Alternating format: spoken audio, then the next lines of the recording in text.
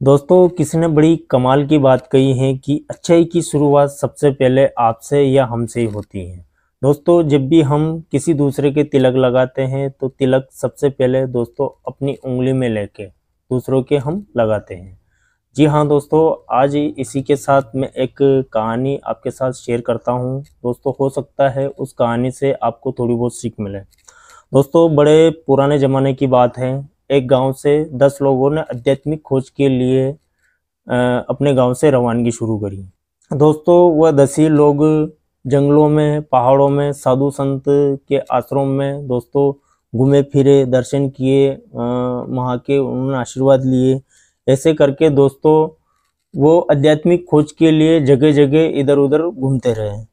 दोस्तों, वापसी में उनको एक पहाड़ से होकर गुजरना था। दोस्तों, पहाड़ से नीचे आने के बाद बरसात का मौसम था, नदी नाले उफान पे थे, पानी का बहाव बहुत ज़्यादा तेज था।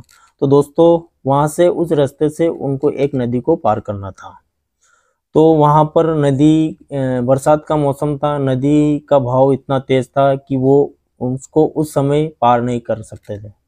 तो दोस्तों, उन्होंने सोचा कि हम थोड़ी बहुत देर रेस्ट करके जब भी नदी का पानी कम होगा हम इसको पार कर लेंगे। तो दोस्तों, थोड़ी बहुत देर वो वहाँ पर बैठे, बातें चीतें करी। इसके बाद दोस्तों धीरे धीरे करके नदी का बहाव कम हुआ। उसके बाद उन्होंने एक एक करके नदी को पार करना शुरू करा। ऐसे करके दोस्तों 10 ही लोगों ने नदी को पार करके नदी के दूसरे किनारे पे पहुंच गए। इसके बाद दोस्तों उन्हीं 10 ही में से एक के मन में एक ख्याल आया कि यार हो सकता है हमने 10 ही ने मिलकर हम लोगों ने मिलकर नदी को पार करा, तो हो सकता है हम में से कोई नदी के बहाव में बह तो नहीं गया। तो ऐसे करके उन्होंने गिनती गिनना शुरू करा।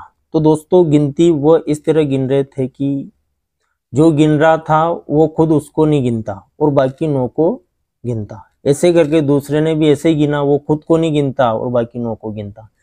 ऐसे कर करके वो डिप्रेशन में चल गए। वो क्या क्या बोले कि रोने लगे, गिड़गिड़ाने लगे कि यार हम में से कोई पानी नदी के पानी के बहाव में गिर के मर गया या तो दोस्तों ऐसे अफसोस करके नदी के किनारे एक चट्टान थी। चट्टान में 10 ही लोग बैठ के अफसोस करने लगे, रोने लगे, गिड़गिड़ाने लगे। है कि ऊपर वाले, हम तो अच्छे काम के लिए घर से रवाना हुए थे, आध्यात्मिक खोज, सत्य की खोज के लिए, तो हम गांव वालों को कैसे मुंह जाकर बताएं। तो ऐसे अफसोस कर ही रहते हैं। तो उसी रास्ते से एक संत का गुजरना हुआ। वहाँ पे संत महाराज ने उन 10 ही लोगों को देखा तो उन्होंने समझा कि ये 10 ही लोग रो रहे थे, गिड़ रहे थे। तो उन्होंने पास में जाकर पूछा कि भाइयों, ऐसी क्या दुविधा आपके साथ आ पड़ी जो आप 10 ही लोग इतने अफसोस और दुख के साथ बैठे हो, रो रहे हो, गिड़गिड़ा रहे हो। तो उनमें से एक ने बोला कि साधु महाराज, हमने ये नदी अभी अभी पार की तो हम में से एक आदमी इसमें बह के चला गया। तो साधु महाराज के मन में ख्याल आया कि उन्होंने पूछा कि आप कितने लोग थे टोटल। तो उनमें से एक ने बोला कि साधु महाराज हम टोटल 10 लोग थे।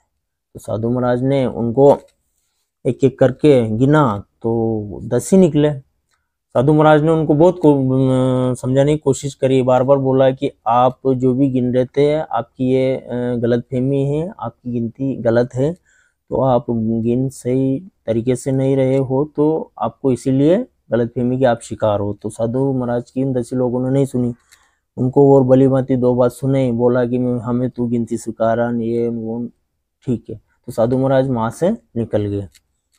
अब क्या होता है, वो रो रहे, गिड़गिड़ाने, उसमें से एक जने को प्यास लगी उनमें से। तो एक आदमी नदी के किनारे जाकर जैसे ही पानी पीने के लिए झुका तो दोस्तों वहां पर उसकी परछाई नजर आई। अब इनमें से दोस्तों इन्होंने कभी कांच में इनका चेहरा कभी देखा नहीं था, कभी इन्होंने इनकी परछाई कभी देखी नहीं थी। तो दोस्तों वो परछाई नजर आई तो उसने सोचा ये आदमी मरा हुआ आदमी तो ये तैर रहा है, ये मरा हुआ तो ये दिख रहा है।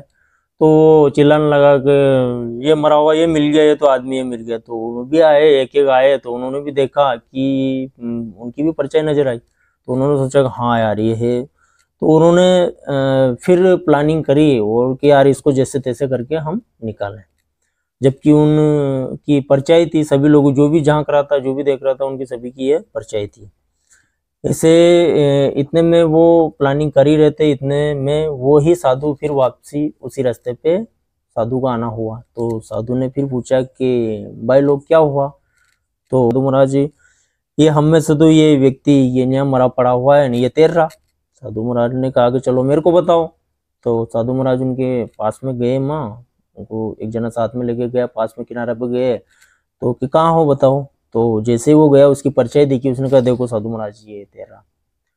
साधु महाराज थोड़ा सा हल्का सा मुस्कुराया, उसने कहा कि भाइयों ये आपकी परछाई है, ये आपको ऐसे ही नजर आ रही है, आपने कभी आपकी परछाई नहीं देखी है, ये अक्सर जब भी हम पानी में देखते जागते हैं तो नजर आती है। इससे करके साधु महाराज ने उन्हीं 10 लोगों को बड़ी मुश्किल से गिनती गिनाई, समझाया कि ऐसा कुछ नहीं है।